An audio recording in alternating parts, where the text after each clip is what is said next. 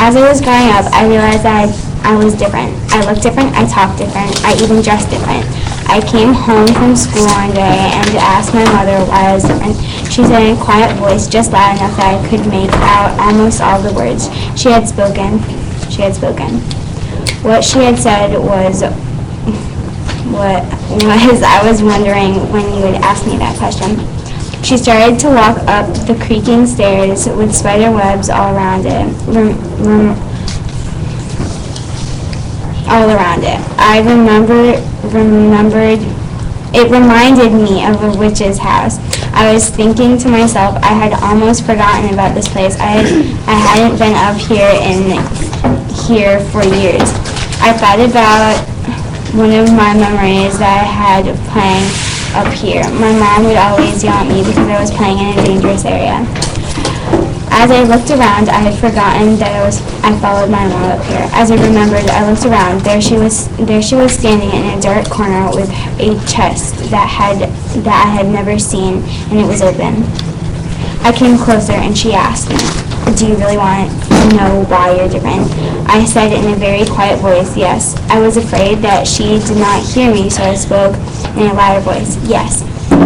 She then said, "Take a look in this chest." Then as you looked, I saw a decoding paper on top of all the pictures. I moved it and grabbed a stack of pictures and went over to where there was a little light coming from a small diamond-shaped window.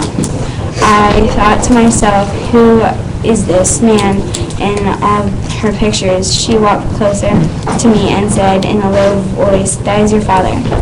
He is not like any of us because he came from the moral world.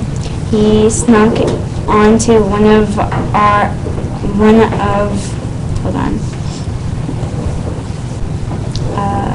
he snuck onto one of our ships when we had docked to get supplies for the winter. It's so dangerous for one of them to do that, but he did. I came to the ship that he was on as a teenager and found him and hid him from everyone. If they had found him, they would have told the king and have him home. I tried to get him back to the safety of the moral world. After the third or fourth time I tried to get him off the island, we started to fall in love with each other. Once you were born, people became very suspicious because they had not seen me for a long time. So they started to snoop around my house, and then it happened. They found him, and they told the king, and he got carried away to be hung. It was then I knew that I would keep changing and never be the same as all the other kids. That's it.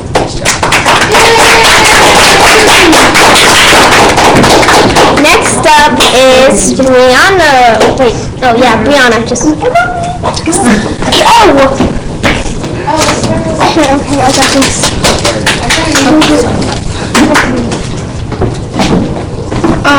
Okay.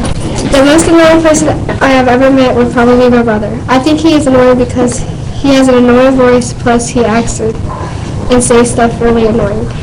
I do consider my brother my friend because without him I would be a mess. He also is very energized.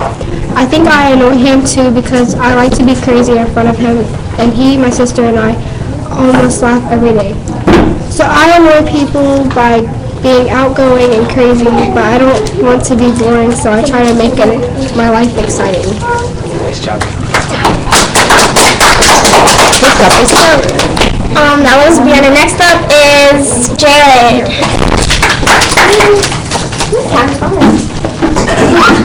Okay, this is the story of the Great Waterway.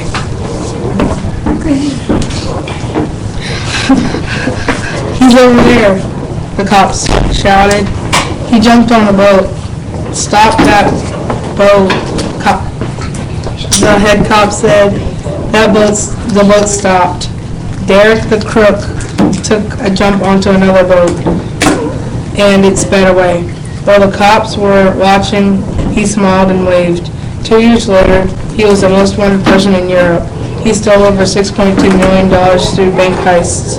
Now, on that same waterway, he sailed aboard his luxurious yacht. He wasn't really concerned since he had plastic surgery to his face to disguise himself. Money was running out quickly though. So back on the waterway, he was thinking about robbing some of the shore houses. Later that night, he would have to make sure that no one would be there at home at the time of the robbery, since hurting people was not his intentions. Hurting people had never been his intentions. He just wanted to fund his over-the-top lifestyle. He spent the afternoon casing homes. One home looked particularly good to Derek. It was a multi-level home with a pool on the roof. It appeared that a young couple had left over the weekend since he saw them leave with locked suitcases earlier that day. Have to scroll down. That night, Derek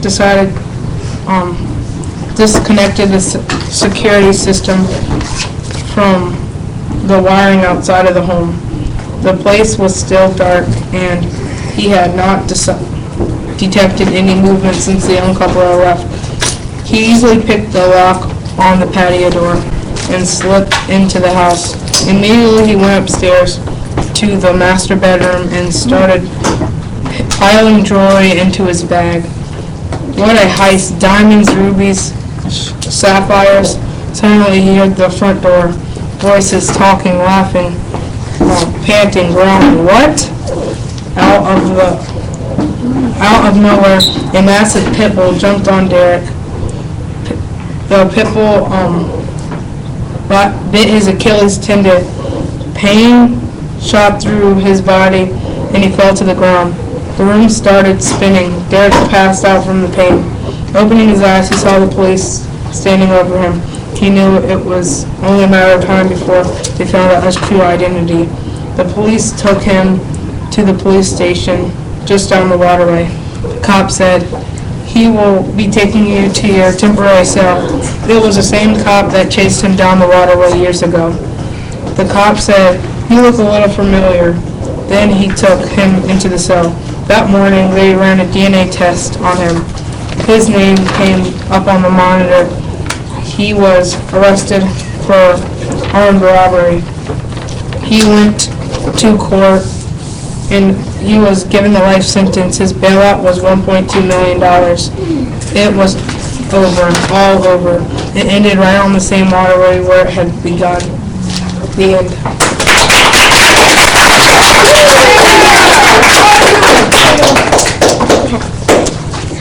That was our last contestant, or whatever it is. And, thanks for watching.